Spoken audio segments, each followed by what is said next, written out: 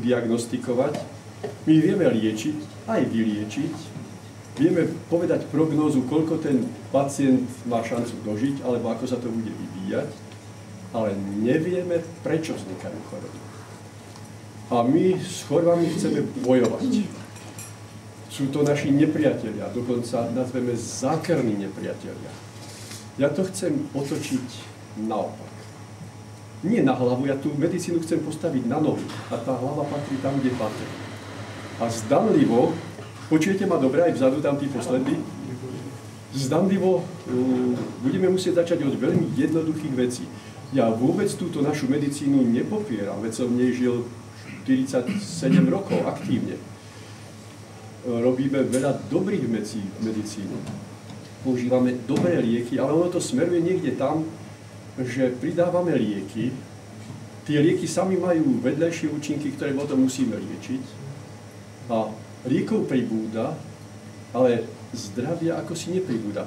V posledných 2 desaťročiach sa síce predĺžil priemerný vek, ale dožívajú sa staroby nevždy. V závere som robil potom na oddelení dlhodobo chorých a doliečovacom oddelení. Dožívame sa bolestnej staroby. My by sme mali vlastne z tohto sveta odchádzať zdraví a staričky. Ale v dnešnej dobe, ak má človek nad 50 rokov, málo ktorý neužíva nejaké lieky. Liekov pribúda aj vedľajších účinkov. A my už potom liečíme choroby z liečenia.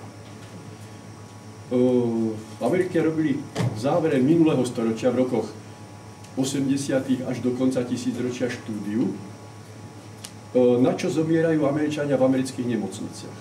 Na 4. miesto v príčinách predčasných odchodov z tohto sveta sa dostali lieky. Lieky v dobrom úmysle podávané. To znamená, že medicína sa dostáva do akejsi slepej uličky. Akékoľvek množstvo liekov nás už neposunie. Z praxe. Robil som na dializačnom stredisku, umelá oblička. Jeden pán mi vraví, inžinier, vedúci jedného zo závodov v Liptovskom Mikuláši. Viete čo, mám nejakú ťažobu od žalúdka. Keby ste mi, doktor, dali takú pirulku. Počkajte, pán inžinier, ja sa pozriem, čo užívate.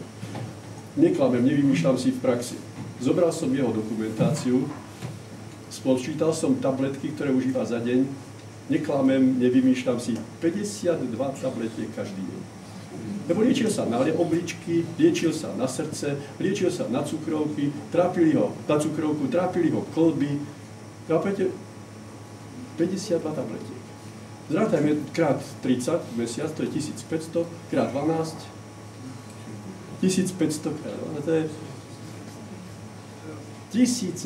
tisíce tabletiek. Môže to pomáhať? Keď si pozriete tie papieriky, ktoré sú ako príbalové letáčiky, keď toto poctivo číta, radšej ten nech si ani nevezme. Totiž výrobcovia sa chránia, že čo ak.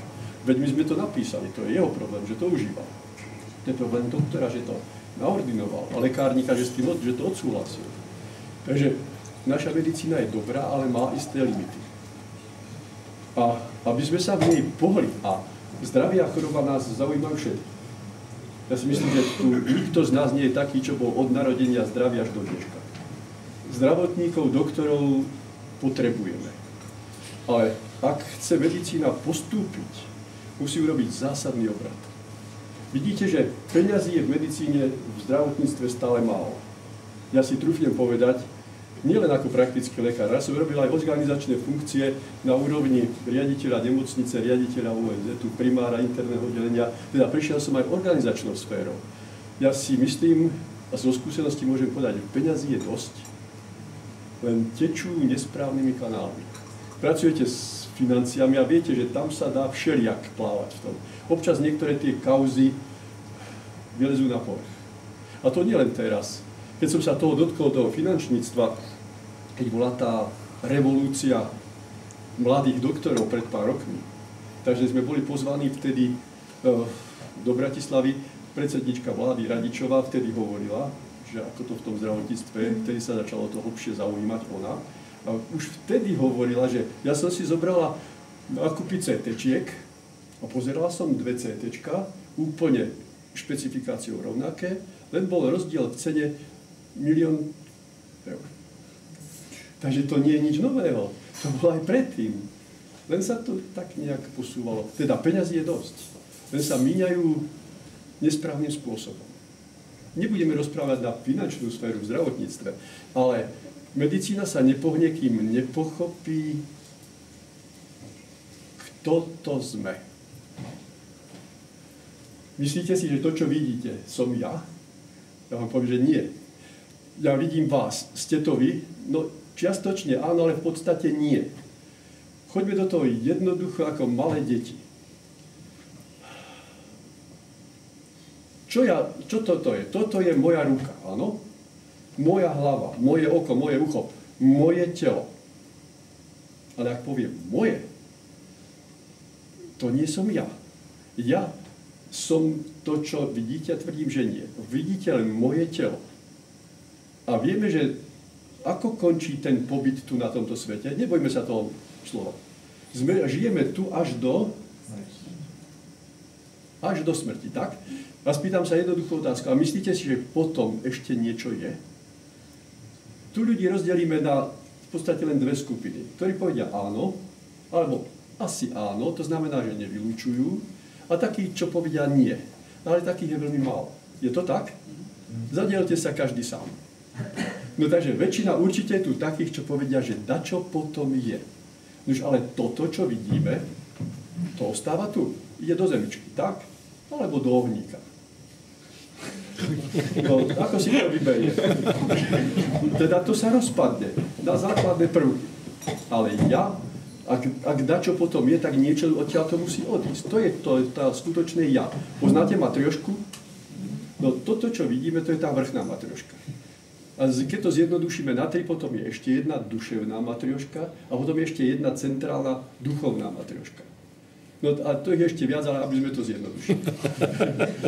No takže, keď si toto uvedomíme, že toto pominuteľné by vytvorilo niečo nepominuteľné, čo môže odísť. My totiž na tento svet prichádzame z istých dôvodov, sme tu a odchádzame. Mali by sme sa o to zaujímať. To je mimoriadne dôležité. Viete, kedy prichádzame? No keď sa narodíme. Alebo pri počatí. Nie. Je tu tak pomer trošičku viac mužov ako žien, ale sú tu ženy a po väčšine si myslím, že ste skoro všetky mamičky. Skoro všetky. A niektoré sa chystajú byť mamičkami, ako som si všimol. No takže, maminy vedia, a ešte kým nebola ultrasonografia, sa doktori spýtovali, pani, a už ste mali prvé pohyby? Pamätáte si tie ročníky, čo máte nad 50? Ak ste tu také? Spýtovali sa na to, áno. Spýtovali sa, že už ste mali prvé pohyby? Žena povedala áno. A kedy? Žena povedala, no minulý týždeň v útorok. Doktor zobral múdru knihu, teda štatisticky podloženú a povedal, podľa prvých pohybov termín pôrodu budete mať v ten a ten deň, v ten a ten mesiac. Čo z toho príde? Ak to bolo overené stáročiami, tak to nie je náhodný pohyb. Veď to dieťatko sa predsa hýbe, kope, mechlí, hádže, ale ten prvý pohyb maminy, to je len raz. To sa neopakuje. Taký typ pohybu sa neopakuje. Je len raz. Skúste si to premietnúť. My muži sa nemôžeme do toho vžiť, ani ženy, ktoré nemali dieťatko. Ale preto aj oni a aj my muži prežívame taký okamih viackrát v živote. Viete, kedy? Išli ste už vlakom, alebo doma ste sedeli v kresle, pozerali ste televíziu a zdriemli ste a zrazu nás trhne. Poznáme to všetci? Poznáme, všetci, určite. Aj tí, čo nerodili ani to. A čo sa to vtedy stane? Tá vonkajšia matrioška sedí si v kresle, zaspí, vtedy sa vypne predný mozog. Ale tie dve vnútorné, na takom akomsi energetickom špagátiku môžu vonku. A keď zobudia predný mozog, musíme späť. A vtedy to magnetické spojenie a tým teličkom to trhne. A to je to, čo mamina vníma pri prvom pohybe. A ten prvý pohyb je prakticky presne v strede gravidity. Treba pripočítať 140 dní a máme termín pôrodu. To je zákonitý okamih. Vtedy prichádzam do telička, ktoré sa chystá biologickým spôsobom, presne tak, ako všetky bytosti živé v prírode sa chystajú na príchod mláďatka, tak aj my sa chystáme na príchod detičiek do rodiny. Ale pozor, mamina s ocinom v chystajú len vonkajšiu matriošku. A do tej vonkajšej z druhej strany, z druhého sveta, tak si to nazvime, príde obyvateľ. To je mimoriadne dôležitý akt. Vedome do toho vstúpiť, pretože ten obyvateľ neprichádza náhodou.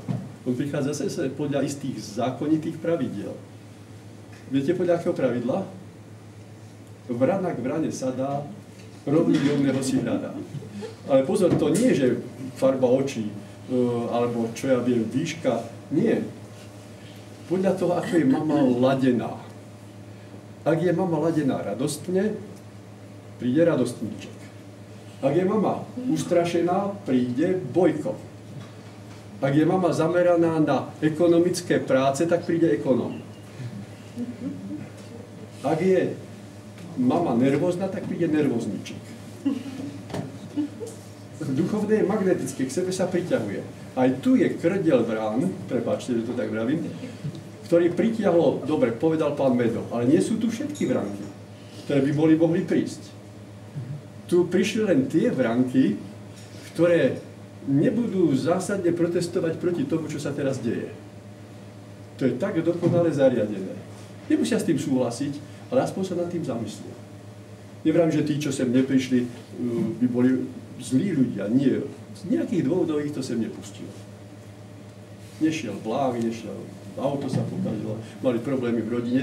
Teda ešte by zrejme neboli dosť zrelí na to, aby vôbec sa mohli zapojiť do tohto uvažovania, čo dnes vám chcem priblížiť, ako predvianočný darček.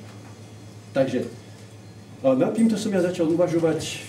Doktor je najmúdrejší, viete kedy? Keď má tak 35-40 rokov.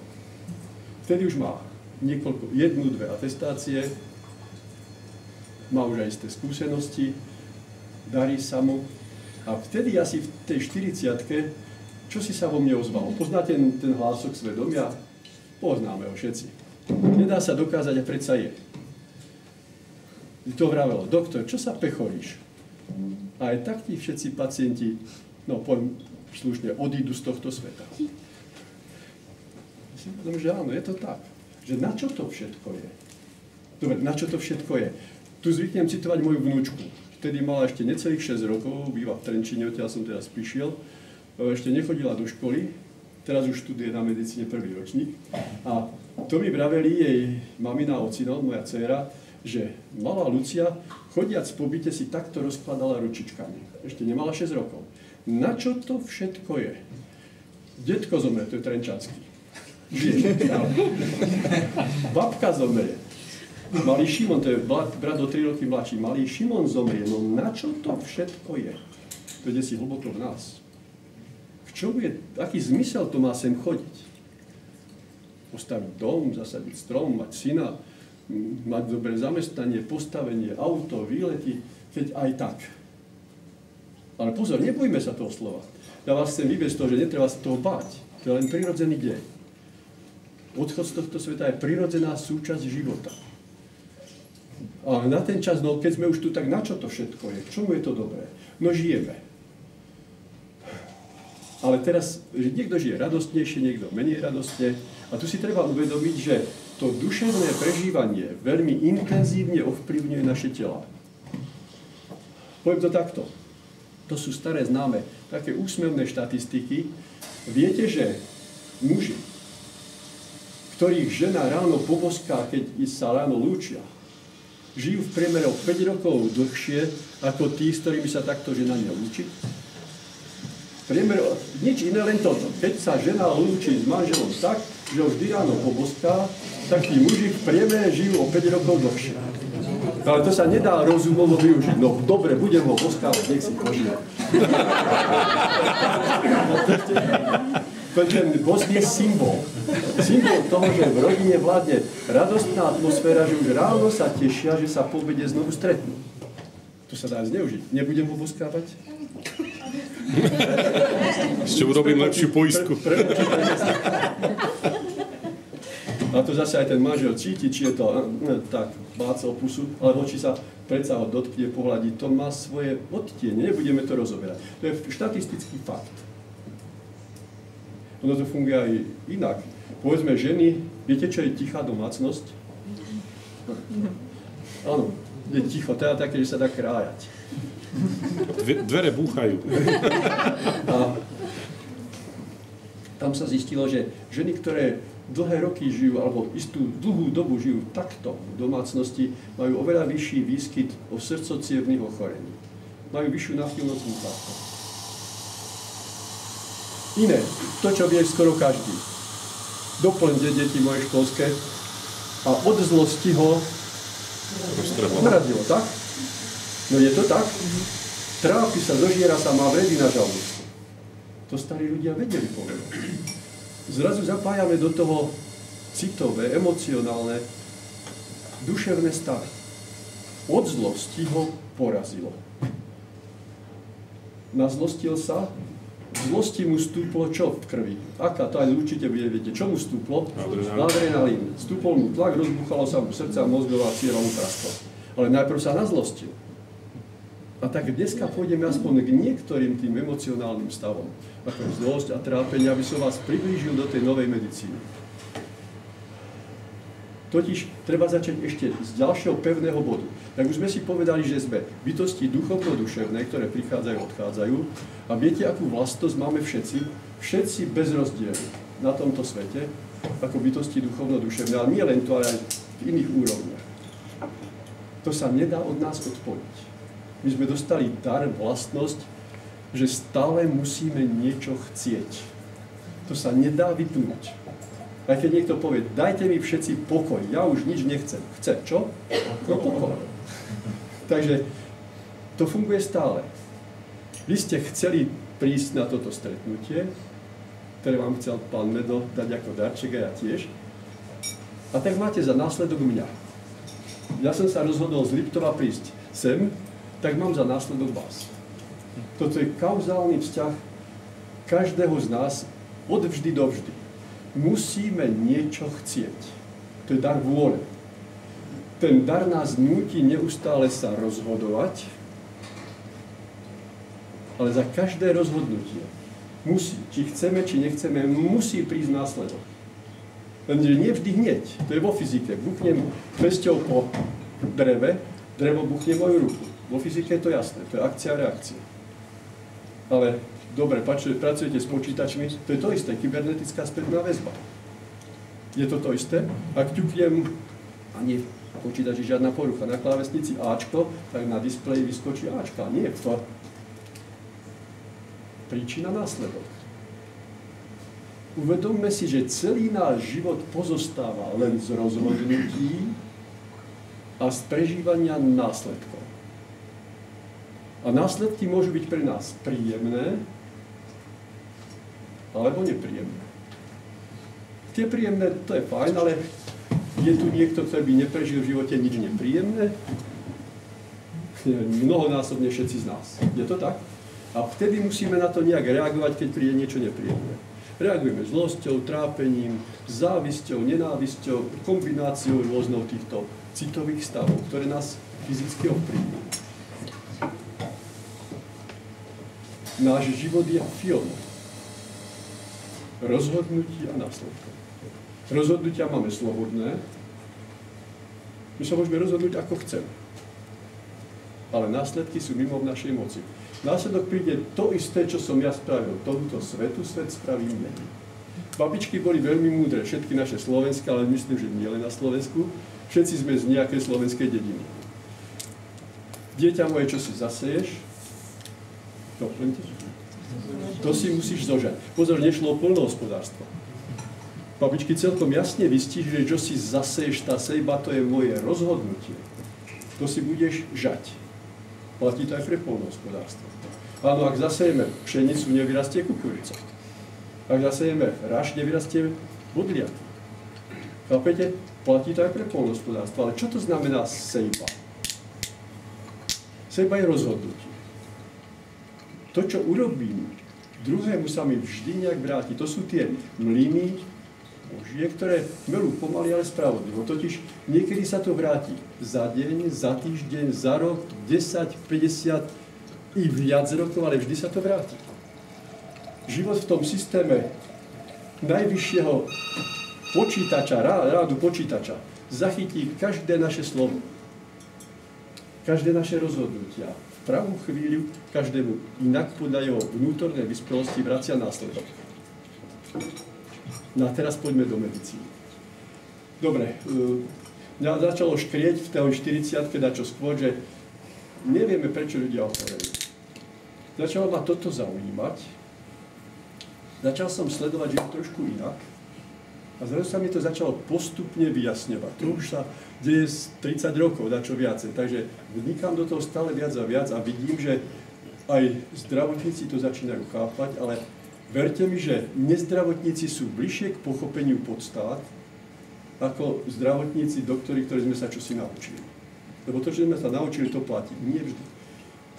Takže, dobre, choďme do reálu. Dobre, spomínal som najviac v oblasti posledných rokov endoskopii, teda pozeral som do žalúdkov. Prichádza teta, ešte keď som toto nevedel, začiatkom roka, bolí ju žalúdok, bolí ju to skôr po jedle, bude zrejme vred na žalúdku, pozriem fibroskopom, vtedy za 500 000 korún. Áno, to tam všetko sedelo, bol tam vred, dal som jej lieky, za 3 dní už nemala bolesti, za 6 týždňov už tam nebolo nič.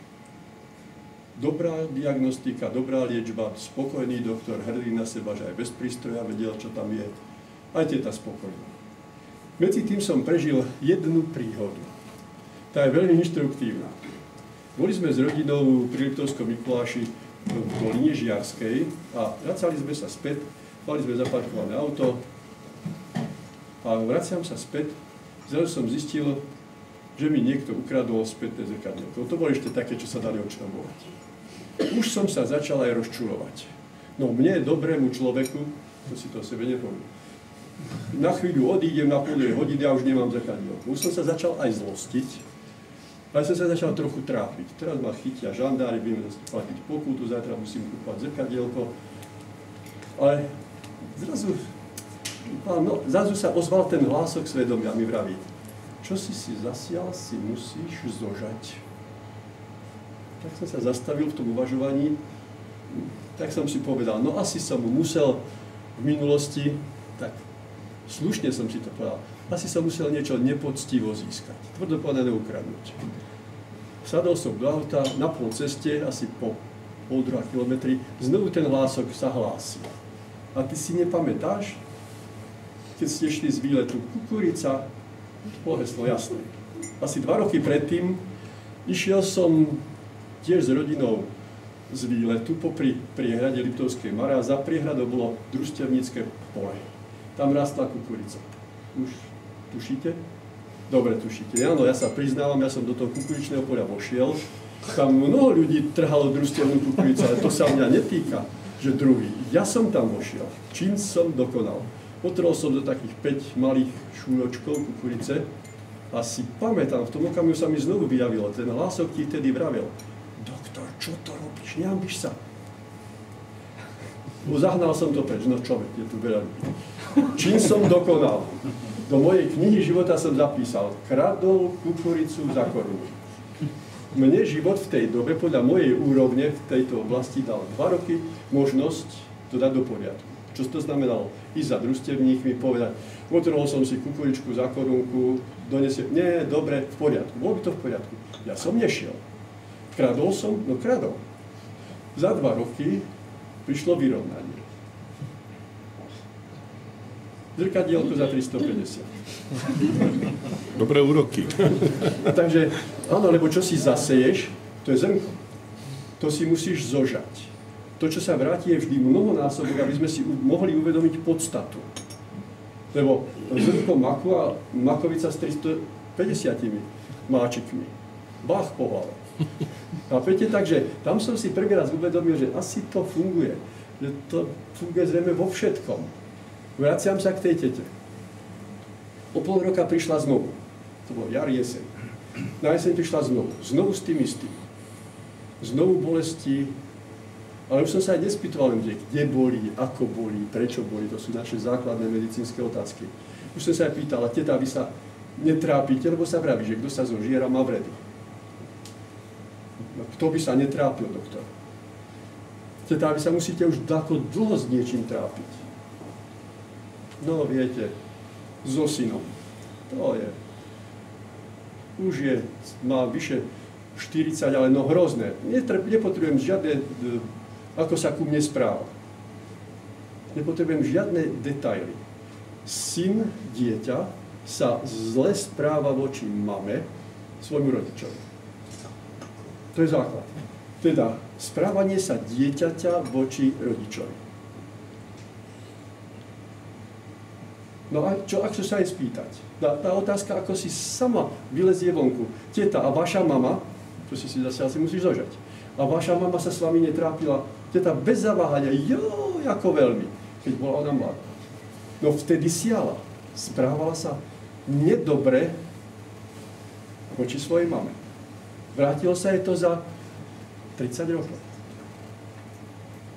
Chápete, tam je rozdiel nie, že 2 roky, nie, že dotknem sa horúcej platne a to zabolí hneď. Za 30 rokov. Na to zabudneme. Znovu tie isté lieky, znovu ten istý postup, za 6 týždňov kontrola, nič. Ale teta už tretíkrát neprišla. Videl som ju spokojnú sa prechádzať po meste. Viete, čo sa muselo v nej udiať? Ona si uvedomila, to som aj ja bola taká voči mojej mame, ako je syn voči mne. Keby sa to dalo vrátiť späť, už to nikdy neurobí. Samozrejme, možno to nebolo presne tak, ale tá podstata musela byť taká, lebo teta už tretíkrát a znovu nechodila. Viete, čo sa vtedy stalo mimoriadneho? Ona už neuvažovala o svojom synovi, ale o sebe. V úvahách svojich vnútorných sa odtiahla od syna k sebe samej, už sa ho nedržala tými duševnými, pomyselnými ručičkami, čo mi to vyvádzaš, pustila sa ho, odtiahla sa od neho, pustila, odtiahla, pustila, odpustila. Už sa prestala stresovať trápením, pochopila, prečo to muselo prísť. Totiž v tej chvíli, keď to prežila, to utrpenie bolesti od syna, dajem sa aj ten záznam vymazal, ako keby nebola nič spravila. Ale reagovala na ten dar milosti zákona trápením sa, tak sa to muselo zopakovať. Im pochopí zmysel. A kde to všetko povstalo? Ja si myslím, že slavíme Vianoce. Vianoce, či chceme, či nechceme, sú kresťanský sviatok. Je to tak? Je Ježiško. Ale to nie sú len darčeky. Ten najkrajší dar bol, že on priniesol ľudstvu isté poznania. A aj povedal, on čo si zasieš, si musíš zožať. A predtým jeho otec dal cez Mojžiša odkaz cti otca i matku. Je to tak? Táto žena si nectila svoju matku. Totiž tých 10 prikázaní, 10 dobrých rád, 10 doporučení, to nie sú zákony. To sú dobré rady, aby si človeče v zákone neublížil. Pretože dobrá rada bola, nebuď voči svojim rodičom nedobrý, lebo ak to tak budeš, tak sa ti to vráti cez tvoje deti. To je sejbažat. Veľmi prosté a jednoduché. My máme slobodu rozhodnutia, môžeme sa, tá dobrá rada znela cti otca i matku. Ale keď nechceš, nemusíš. Rozhodni sa, ako chceš. Ale podľa zákona sa ti vráti to, ako si sa správala ty. Chápeme? A tak tam došlo v tom okamihu, nie že som ju dobre liečil. Doktor len lieči. To naše babky na dedinách hravia, keď išli z nemocnice domov. Pán doktor, ja ďakujem, že ste ma vyliečili, ale len... Viete to povedať? Len Pán Boh uzdravuje. To naše babky vedeli. Akože nehnevajte sa, ale to tak samé babka brala, nehnevajte sa, pán doktor, ale Pán Boh uzdravil. Ale pozor, ona sa uzdravila preto, lebo sa zosúladila s tým, čo on povedal. My len liečíme. Doktori len liečia. Doktori, liečitelia, homeopati, akupunkturisti, akupresoristi, len liečíme. Pacient sa v konečnej fáze musí uzdraviť sám, keď pochopí zmysel choroby. Totiž pri každom citovom stave, negatívnom, tak ako ste pochopili, že ak sa niekto nazlostí, to je, myslím si, že všetci sme prežili v sebe zlosť. Je to tak? Je to niečo nepríjemné, čo v okamihu ničí seba samého. ak zareagujeme na niečo zlosťou. To si vysvetlíme, kde je podstata zlosti. V tom okamihu sa spúšťa dej hormonálny. V tomto prípade adrenalín, ktorý robí tlak a tak ďalej. A pri trápení sa menia miestne hormóny, tzv. Prostaglandíny, vylučovanie kyseliny v žalúdku a iné, odhaľuje sa sliznica, ako keby ste teflón oškriabali, keď to tak nejak ľudovo pripomeniem, a začne tá kyselina pôsobiť negatívne na žalúdok. Sú dva typy žalúdkových vred, sú dva typy 12-torníkový vred a žalúdkový vred. Žalúdkový vred je skôr, to človek sa trápi, teda odmieta to, čo život priniesol. Trápime sa vtedy, keď nechceme, aby to bolo tak, ako to je. Rozumiete? Že keby bolo radšej niečo druhé, ale prečo ten syn je taký, aby som chcela dobrého syna? A ty musíš mať takého syna, aby si uvedomila, že ty si nebola dobrou dcérou voči svojej mame. Samozrejme, nie každý vred vzniká z tohto, každý má svoj osobný príbeh. Ja len vybral som jeden konkrétny prípad, aby ste pochopili. Niekto môže mať protivného šéfa. Ale ten, kto má protivného šéfa, ten už bol niekde ako malý vedúci pracovník a tiež on bol protivný. Nemusíme byť vždy šéfmi veľkých podnikov, ale aj v domácnosti je niekto šéfom. Chápete? Takže každý máme iný príbeh. Ale tá podstata je vždy rovnaká. No takže, kto sa bude trápiť a popri tom sa zlostiť, to je kombinácia dvoch, bude mať vredy na 12-torníku. To sú skôr ľudia, ktorí majú krvnú skupinu 0. Ale sú ľudia, ktorí sa trápia tak, že sa trápia, odmietajú to, čo život prináša, čo je pre nich pomocou, aby si uvedomili isté súvislosti v živote, ale zároveň sa ľutujú, ja nešťastný. Prečo to ja, dobrý človek, len musím prežívať? To sú ľudia, ktorí mohli byť, nie vždy, ale mohli mať tendenciu dostať sa až k rakovine žalúdka. Lebo tam sa tvoria vredy na žalúdku. My doktori vieme, že ak sa opakuje vred na žalúdku a je chronický, hlboký, to považujeme za prekancerózu, teda predrakovinný stav, ten žalúdok radšej preč, aby nebola z toho rakovina, ale aj tých ešte kontrolujeme každý rok po operácii, že či náhodou sa niekde inde nevytvorí. Takže od prvého signálu je trápenie príjemné, keď sa začneme trápiť? Nie. Od prvého zatrápenia to už je choroba duše. Keď to poviem, to je akútna trápitída. Chápete? No, lebo je to nepríjemný duševný stav. Je to tak? Už mi život oznamuje, robíš niečo nesprávne. To trápenie nemá miesto. Pochop, že čo sa stalo, to si robil ty, tým ti je odpustené a už to nikdy nerob. Rob vždy opak. A víte, dobre, mňa okradli, ja som vtedy pochopil, že chápete? Už teraz, ja sa ešte k tomu môjmu kradnutiu vrátim. Ak by som zabudol, pripomente. Takže, rozumiete princíp? Takže od akútnej trapitídy typu ja nešťastný až po rakoviny žalúdka je len čas. To bývali desiatky rokov u trápičov tohto typu. To zomierali tí ľudia tak 60-ke, 70. Pozor, v dnešnej dobe sa to skracuje. Dnešná doba je iná, ako bola pred 20, 30, 40 rokmi. Je doba vysokých nárokov v tejto duchovnej oblasti. Energetické tlaky sú obrovské, tak sa to dá povedať. Ak sme vtedy išli na 220 V, teraz ideme na 1200 V, aj keď si to neuvedomujeme, čo sa deje v nás. Dôkazy? Pred 3 rokmi cez naše oddelenie prešli dve dievčatá, pretože jedna mala 23, jedna 24 rokov. A obe mali pokročilý stav nádorového ochorenia žalúdka, zhubného charakteru. Viete, takže to už nie je choroba starčekov, už je to choroba i mladých ľudí. Pretože očakáva sa od tejto generácie, že už bude tieto pravidlá poznať. Nás učili ľudia, odpúšťajte si. Áno, ľudia sa naučili rozumom. Dobre, ja mu to odpustím, ale ja mu to nikdy nezabudnem. Aké odpustenie? Nepochopil zmysel. To je rozumové naučenie sa odpúšťať. Nevie, čo sa stalo. Nevie, prečo to musel prežiť.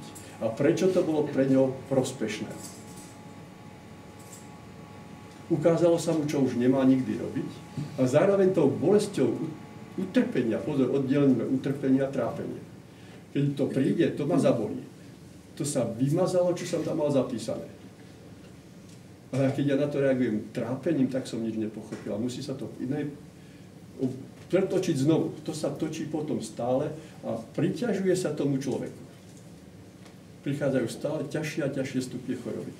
Rakovina žalúdka nie je zákerná choroba. Veď život nám cez svoje signalizačné systémy už v okamihu trápenia signalizuje, reaguješ nesprávne. Nesprávne. Zápal sliznice. Malý vred, hlboký vred, chronický vred, až. No nevieš sa to naučiť, musíš ísť preč. Pôjdeš na preškolenie a prídeš na preskúšanie znovu sem. Musím to povedať tak, že pokiaľ by tento systém znovu návratov tu nebol, ktorý ako si bol vygumovaný a v niektorých oblastiach sveta je samozrejmosťou, len západná civilizácia ho vygumovala, ale tento zákony nemôžno vygumovať, keď sa niekomu nehodia. Ten zákon bol daný bokom na jednom koncile okolo roku 500 v Carihrade, kde cisár nakázal pápežovi, aby dal odhlasovať, že znovu narodenie nebude.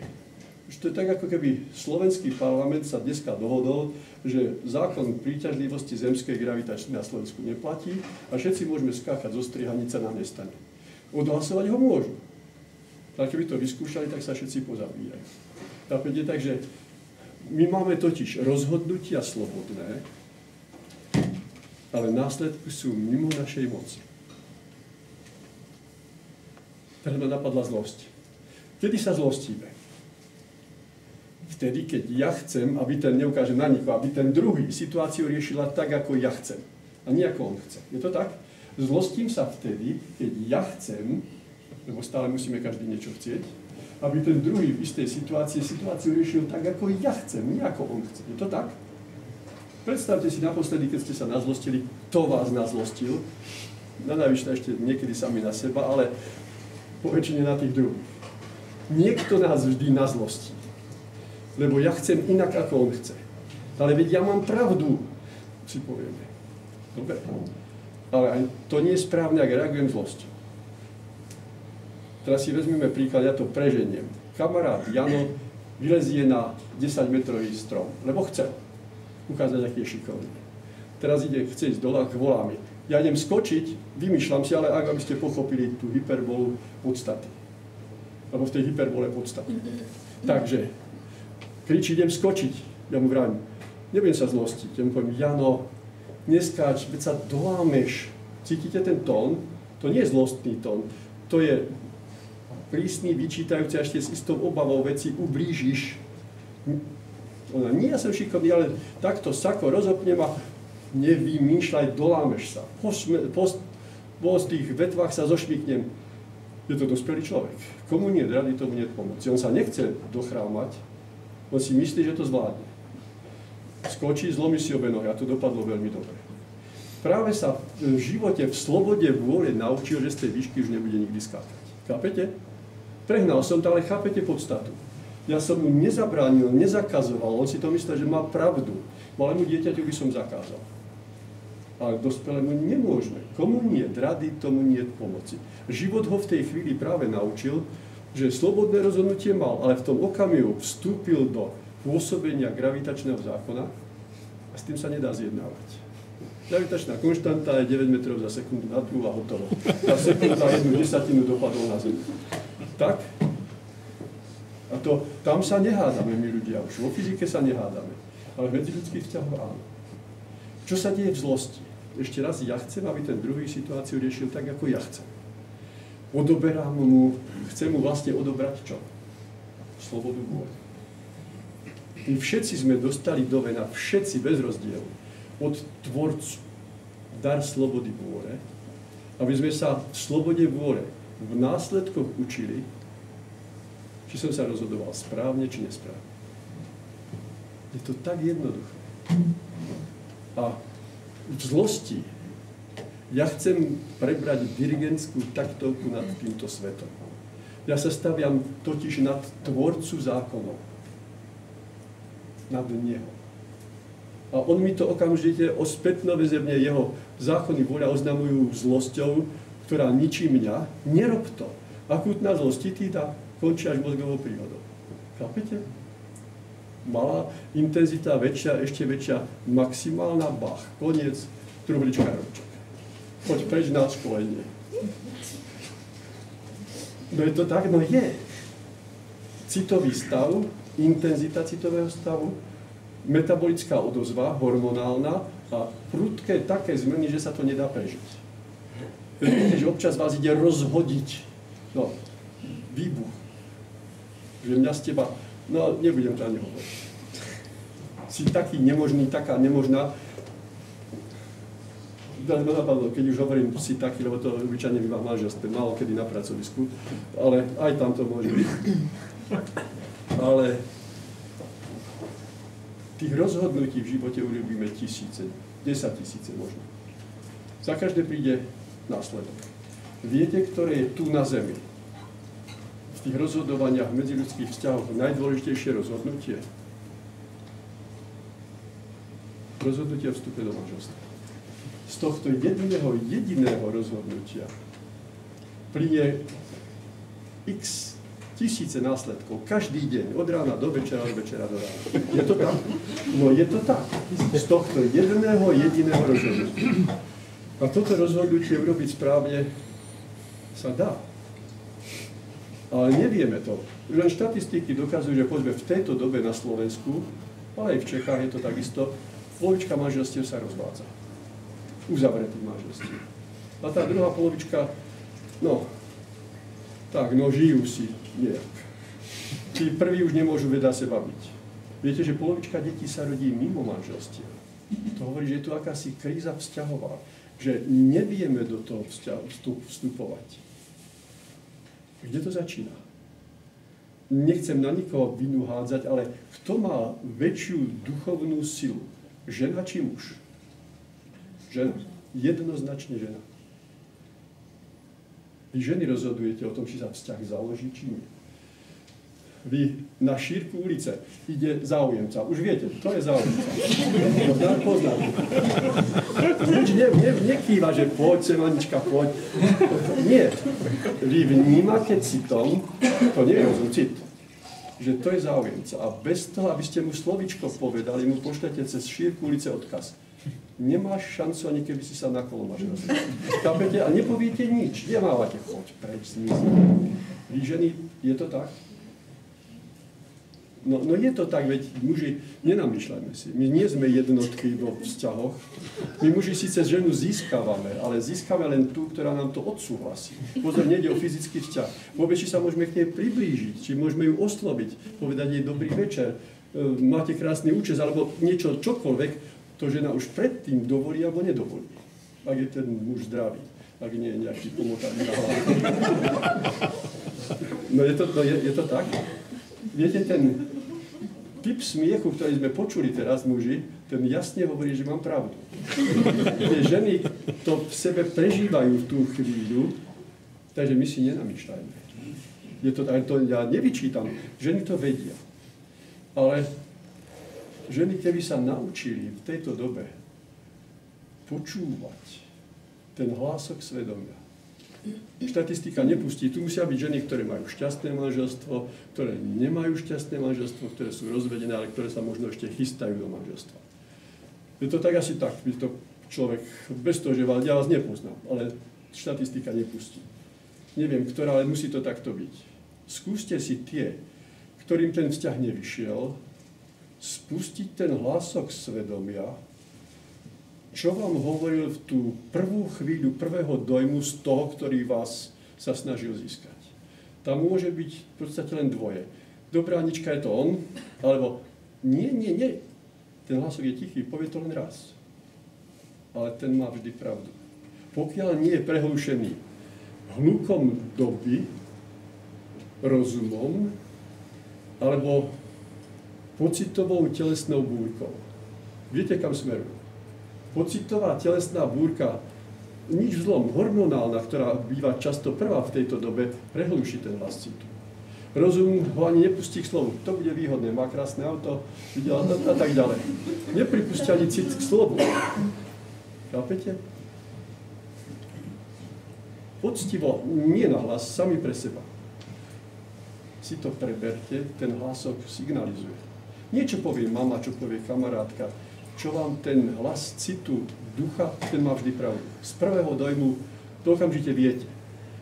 Ale potom si poviete, ale veď hádam, čo ja viem, veď sa zmení, ja ho zmením, deti ho zmenia. Veď už chodíme spolu, čo by ľudia povedali. Tých rozumových ospravedlnení je veľa. Ale ktorá žena toto raz v sebe prežije, tak buď sa do pol roka rozvedie, teda z polovička manželstiev sa rozvádza veľmi rýchlo, alebo bude mať ťažké manželstvo stále. Dobre, to tak naväzuje na seba, znovu z tej ambulancia z oddelenia. To už bolo na oddelení. Pani, ktorá mala cez 50 a prišla takisto znovu s pokročilým nádorovým ochorením žalúdka. Viem, že je to trápenie, typu ja nešťastný. Tak sa jej pýtam, takže vy ste mali nejaké trápenia? No, hej, a s kým? Zo široka som prišiel na pracovisku. Nie. S rodičmi? Nie. S deťmi? Nie. To som mal naposledy, to, čo som predpokladal. S manželom? A dal som jej tej pani otázku. A vy ste necítili vtedy, keď ste sa brali, že na zem nemáte ísť? Cítil, ale ja som si myslel. Cítiť je jedna vec a myslieť to je rozum, to je stelesná. Že hádam sa zmení. Bola z dediny, čo by boli ľudia povedali, keď ma videli s ním sa už prechádzať. Cítila, že nie a teraz trápila sa viac ako 20 rokov, 25. Akutná trápitída cez chronickú prešla až do rakoviny žalúdka. A teraz, jak to bola dobrá žena, on ju utrápil k smrti, sa môže povedať. Nie. Kde sa stala chyba? Že vtedy neposlúchla, nepočúvala, odmietala tú dobrú radu hlasu citu. Rozumiete? A potom sa trápila dlhé roky. Lebo ako on mal chybu, on bol inak dobrý chlapec, len vždy z roboty sa zastavil, no, po slovensky krčme, slušne povedané v pohostinstve. Ale ona už vedela, že pohárik má rád aj predtým. Nedala na výstrahy, takže odžila si tento život a áno, odíde, ale na budúce príde na preskúšanie. A znovu sa dostane do podobných situácií a tam sa naučí buď rozhodnúť, povedať nie, alebo prežije znovu to isté a neodíde v 50-ke, ale v 30. Chápete? Pri tých reparátoch sa doba výuky skracuje, aj prísnejšie. Takže vidíte, dá sa nahliadnúť už do tohto všetkého úplne z iného pohľadu. Viete, inak teraz beží čas inak. Pozor, lebo je 7 hodín, to je, viete, v škole, pokiaľ sa rozpráva k rozumu, dá sa vydržať 20 minút s pozornosťou. Ja som učíval na zdravotníckej škole. Ale keď sa rozpráva k duchu, a toto sú duchovné odkazy, čas beží inakšie.